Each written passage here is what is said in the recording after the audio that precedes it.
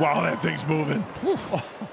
Started out throwing like this. I was on the seams, just kind of in there. And I feel like a lot of people, when they're messing around, do that. Mm-hmm.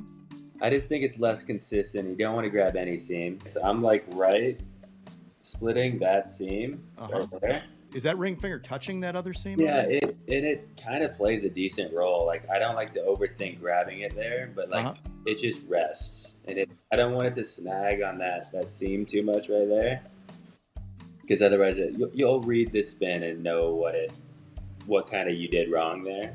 But right there, and I try and release it like this, like really just kind of pushing through it. And you do dig your nails into the leather, but yeah, I wouldn't I would emphasize the nail a little bit, but understanding that the padding is more important too, and just driving through it.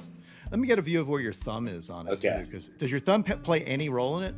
Yeah, it does, and I think it's really these two that are the most important. But then I would say your thumb. But then my thumb is right there, and I think you do want to grab it and keep a stiffer wrist. But yeah, that's it right there. And how do you feel like your wrist is positioned when you're doing it? Is it back? Is it?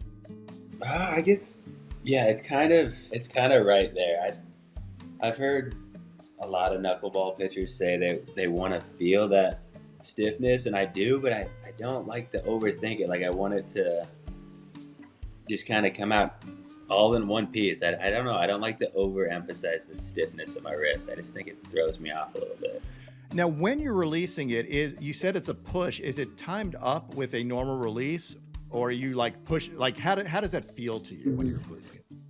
Yeah, it does feel the same with my other stuff, with my other pitches. I just think maybe like I'm not like pulling down or ripping or getting around it. I'm just like kind of letting it go and really pushing through it. If you want to release the ball from all your fingers at the same point, and make sure your thumb doesn't get caught on it, because that will provide some kind of spin. Exactly.